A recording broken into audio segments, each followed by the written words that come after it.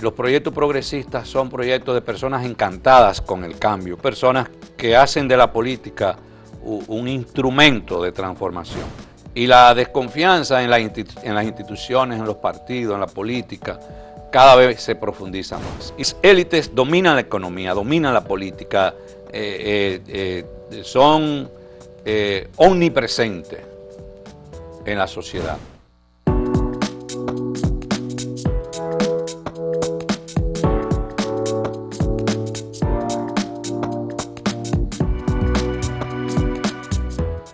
Saludos amigas, amigos, ustedes sintonizan Acento TV y este es su programa A Partir de Ahora, que como todos los viernes les presenta a ustedes a Bernardo Matías, el hombre de los viernes.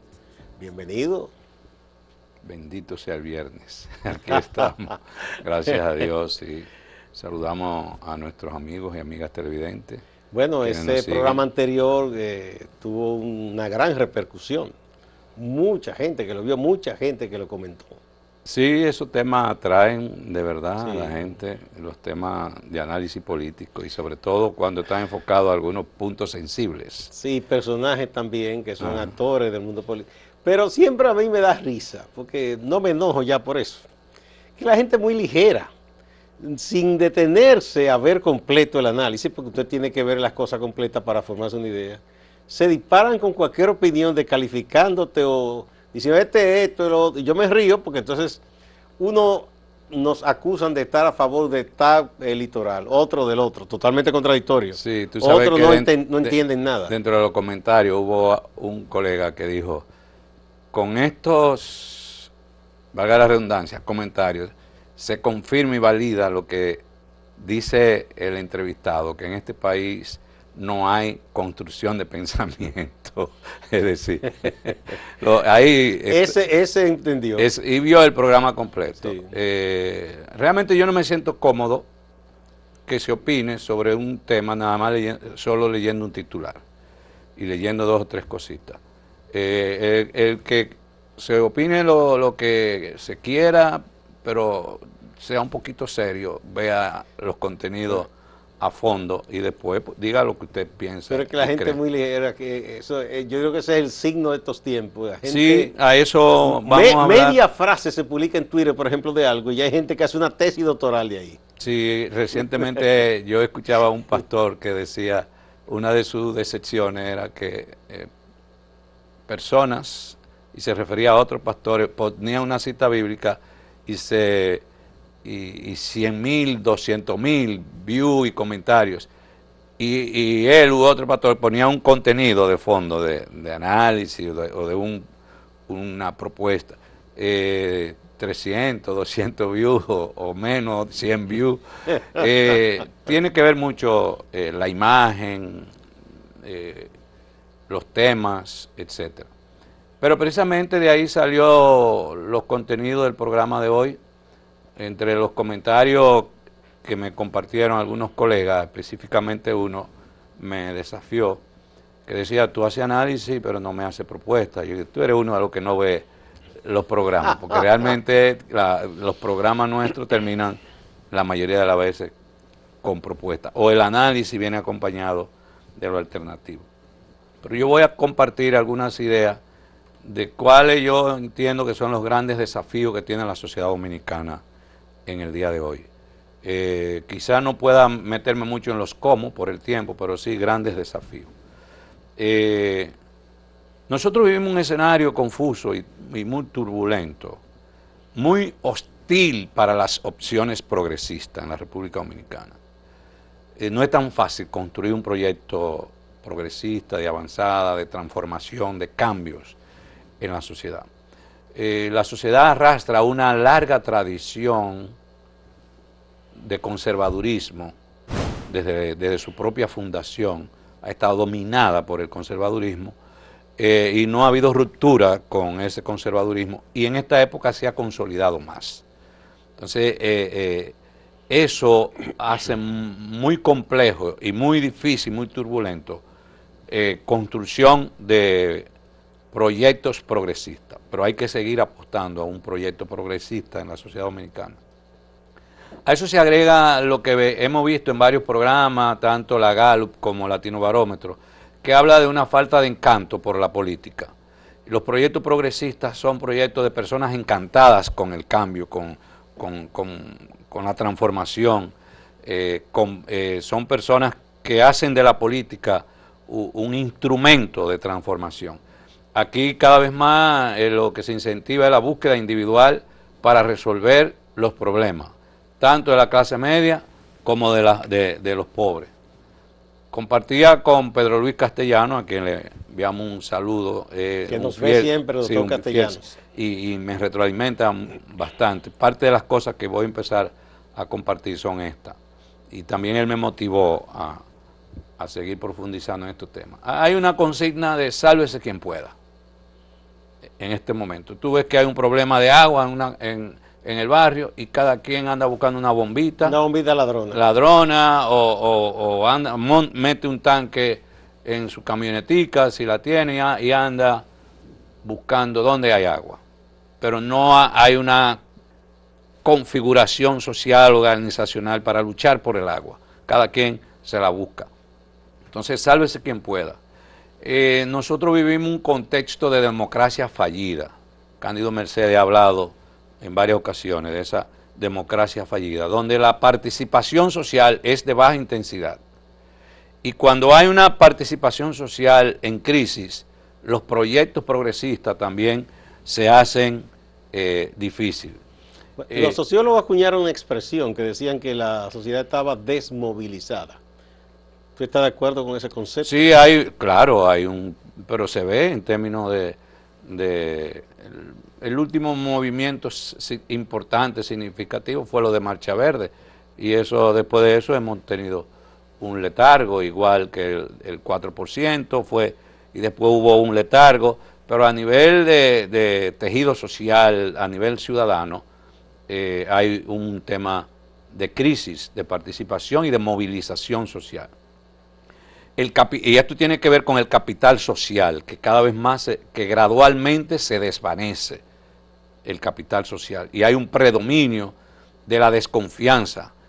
Nosotros estamos, según Latino Barómetro, en uno de los países con el más alto porcentaje de desconfianza de la gente entre sí. Y cuando hay una desconfianza muy alta, los proyectos colectivos se hacen más difíciles de construir, porque cuando tú decides construir un proyecto colectivo, es en base, uno de los elementos fundamentales es en la confianza. Y la desconfianza en las instituciones, en los partidos, en la política, cada vez se profundiza más. Y la Gallup recientemente lo reafirma en la falta de motivación para participar en política. Un relativismo filosófico donde nada es nada, todo es todo se vale, se convierte en un obstáculo también para tú apostar a proyectos comunes y que tenga una base colectiva. ¿Y no habrá también alguna motivación en el hecho de que la gente ha sido tantas veces decepcionada que ya no cree en quienes le planteen que sí, esto sí es nuevo, que es distinto, que es una nueva forma de hacer política? Eso sí, pero hay otros factores. Muchas decepciones. Eso sí, pero hay otros factores. Yo creo que una economía de mercado y de consumo promueve ciudadanos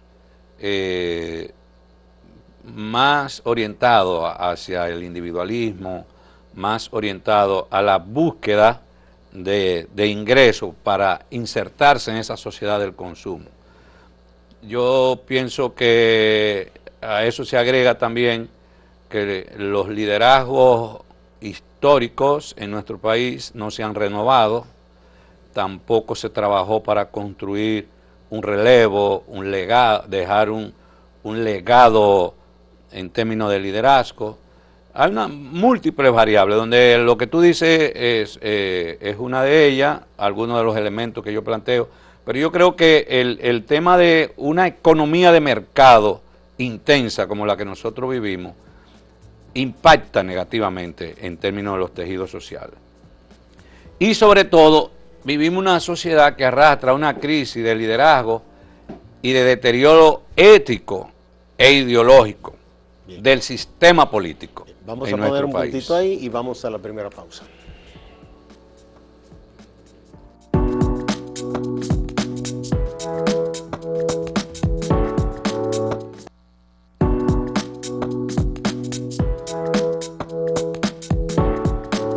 Continuamos con Bernardo Matías, el hombre de los viernes.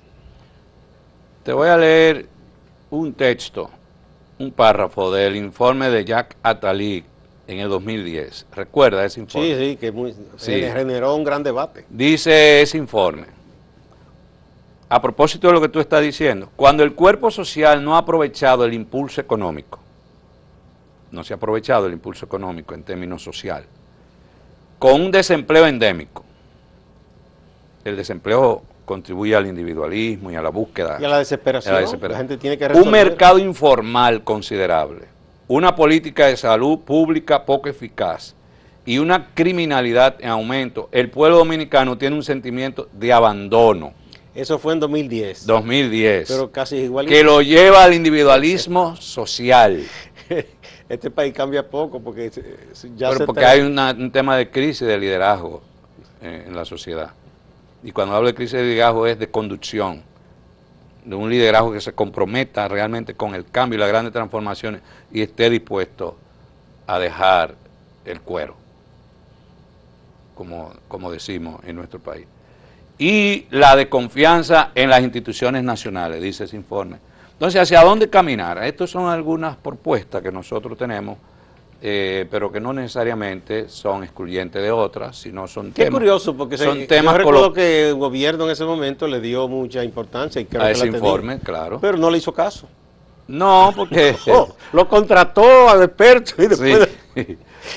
Bueno, de ahí salió la Estrategia Nacional de Desarrollo, en parte. Que no se ha cumplido. No se ha...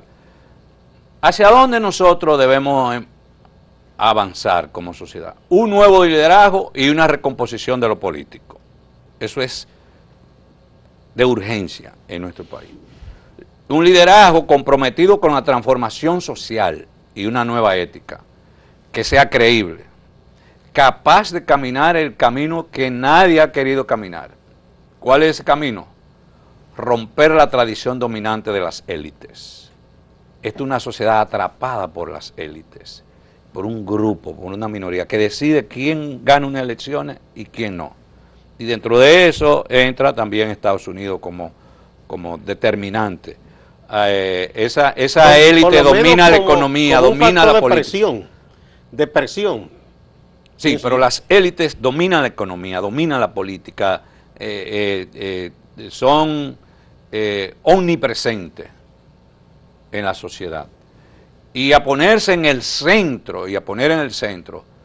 la agenda postergada, que es superar la deuda social e institucional que tenemos acumulada. Nosotros acumulamos una deuda social histórica y una deuda institucional, unos rezagos institucionales. Pero eso implica que el papel determinante que tienen las élites no siga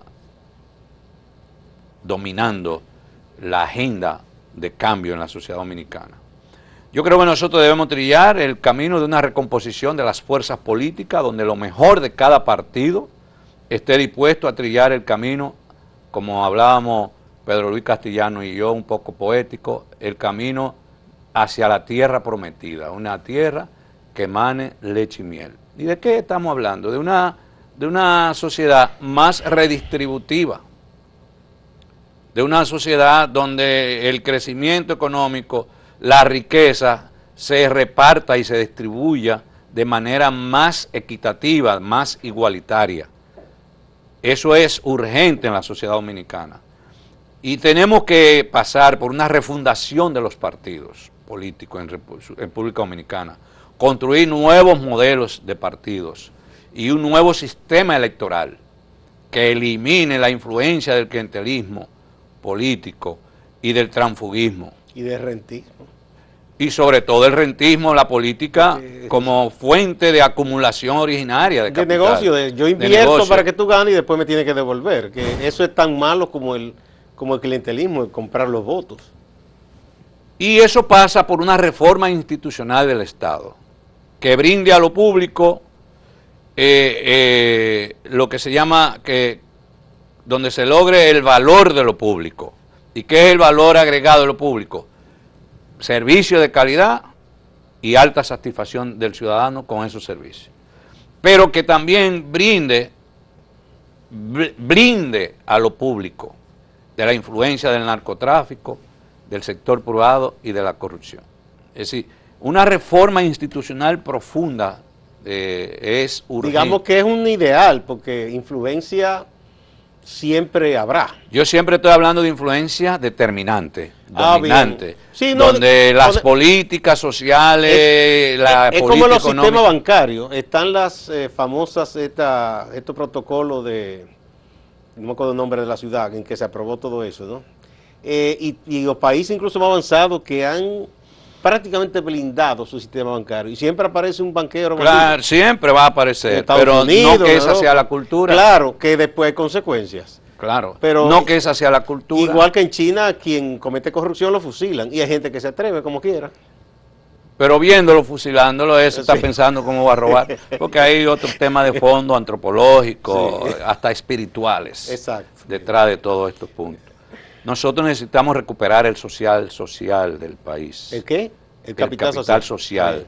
Reorganizar y recomponer el tejido social en el barrio, la escuela, la universidad, la industria, el comercio, la ciudad, el campo, en las iglesias, recomponer el capital social en el sentido de construcción de espacio de participación y de defensa de derechos ciudadanos. La organización social en el territorio como base. Nosotros, y este para mí es el eje central de todo esto, una economía más redistributiva, una nueva economía en la que el crecimiento económico se traduzca en bienestar para todos y para todas. Esto debe pasar por una priorización de la inversión social en salud, educación, medio ambiente y en la calidad del empleo y el salario. Y esa economía más redistributiva debe ser una economía centrada en las personas y el trabajo, no en la acumulación de capital. Pero no es un socialismo que usted está planteando. No, señor, eso es socialismo democrático, si tú quieres. Socialdemocracia. Socialdemocracia. Que a mucha gente no le gusta. No. Es dar al trabajador dignidad. Que eso, y se expresa como... Mira, yo he hablado con empresarios que lo entienden y dicen que ese planteamiento ellos están de acuerdo, una cosa es que lo practiquen, porque dicen que habría incluso, para beneficio de ellos, un mercado más fuerte. No, y más productivo, o sea, mayor rendimiento. Si hay más personas que ganan más, tienen más capacidad de demanda, ¿y quiénes son los que hacen la oferta? Los que tienen industria. Por supuesto. Pero que esa redistribución se expresa en un nuevo modelo de salud y de seguridad social, donde el gasto del bolsillo de la familia en salud, en medicina, se reduzca. Para que no se vea... Eso es redistribución, y eso implica que el Estado tiene que invertir más en salud. Y coherente con los principios de solidaridad, equidad y universalidad. Eso no estoy hablando de una revolución. Aquí es una revolución, tú ves, pero no una revolución a la usanza armada. Pero hay países que han avanzado en eso, Uruguay ha avanzado en eso. Y es un país democrático. Capitalista. Y democrático. Y ha avanzado Chile. Porque Pepe Mujica pudo reelegirse, sin embargo... Claro, y Chile ha avanzado en esto, y Costa Rica ha avanzado en eso, pero ha habido un liderazgo dispuesto a apostar por eso, incluyendo un liderazgo empresarial, y un liderazgo social, un liderazgo político. La redistribución demanda de un sistema educativo que no solamente genere cobertura, sino un sistema educativo enfocado en la calidad, en la innovación y la creatividad, conectado, que hay una conexión entre mercado y educación. En que el modelo educativo esté conectado con la dinámica de la economía nacional e internacional. Y eso te contribuye a una disminución de los escapes de cerebros hacia otros países. Y la presión que el Estado en un país como este tiene para tener que emplear más personas de las necesarias, porque si la economía real, que es la privada, genera empleo de calidad, la gente no se va a inscribir en un partido para que le den un empleo. Bueno, vamos a otra pausa y volvemos.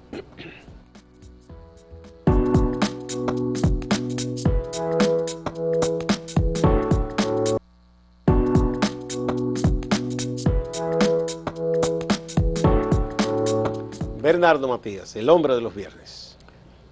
Esa transformación del sistema político y del liderazgo, esa concepción de economía más redistributiva, tiene como eje, como esencia, el municipio como centro del desarrollo. Ahí estamos atrasadísimos nosotros. Los países que más han avanzado han podido tener el desarrollo visto desde el territorio.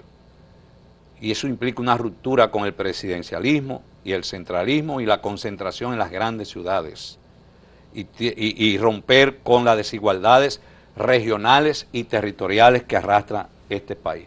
El municipio como centro de desarrollo, por supuesto, eso implica una transformación también de los gobiernos municipales en la República Dominicana. Cuando hablamos de una economía más redistributiva, eso nos debe llevar hacia hacia una nueva fiscalidad, hacia un nuevo modelo de impuestos, hacia un nuevo sistema de impuestos. El sistema de impuestos nuestro es un sistema regresivo, como se llama. Es decir, cuando tú pagas impuestos y se castiga a toda la población por igual, o a la clase media y a los pobres, tiene una larga carga. O cualquier, digamos, nivel de la economía que se grave, tiende a cargársela al final a la persona, al consumidor. Exactamente. Y entonces la apuesta es hacia un modelo impositivo más progresivo. Los modelos impositivos progresivos son aquellos donde los que más tienen deben pagar más. Y los que más ganan, pagan más. Los que más gastan, que paguen más. Y los que más gastan.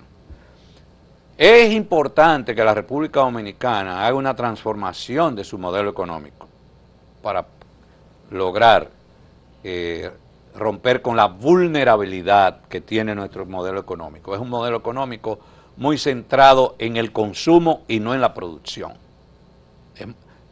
Los modelos económicos centrados en la producción son más sostenibles, menos vulnerables y generan más riqueza que aquello concentrado en el consumo. Eso pasa por lograr que las MIPYMES se redimensionen en la sociedad dominicana y pasen de la informalidad a la formalidad. Un esquema impositivo muy específico para las MIPYMES.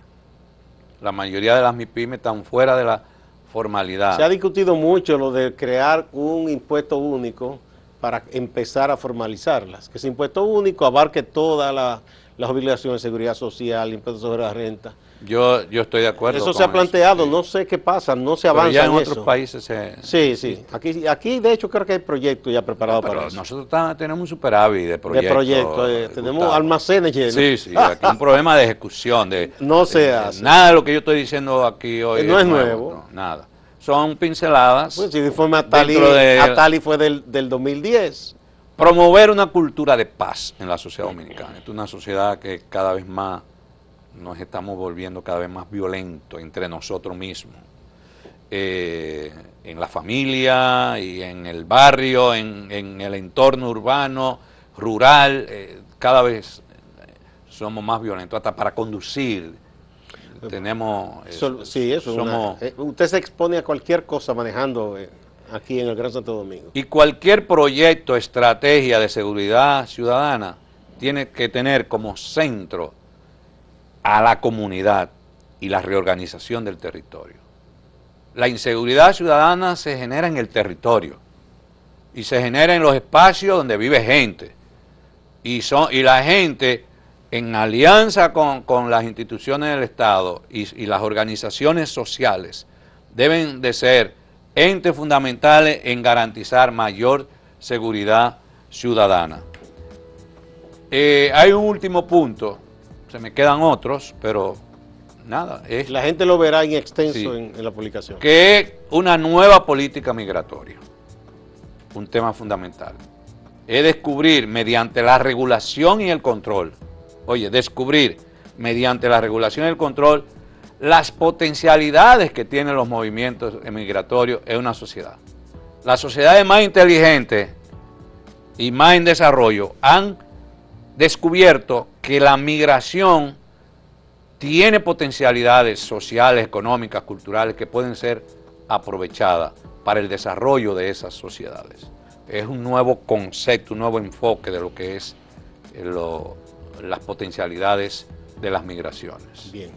Muchas gracias, Bernardo. Recuerden que ese informe que Bernardo prepara con eficiencia y dedicación para todos ustedes se coloca completo en la reseña que se hace de esta participación en la página acento.com.do.